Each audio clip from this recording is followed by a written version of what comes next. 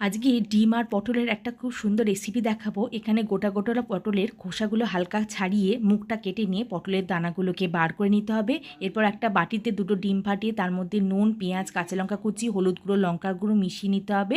এরপর ডিমের ব্যাটারটা পটলগুলোর মধ্যে পুরে নিতে হবে।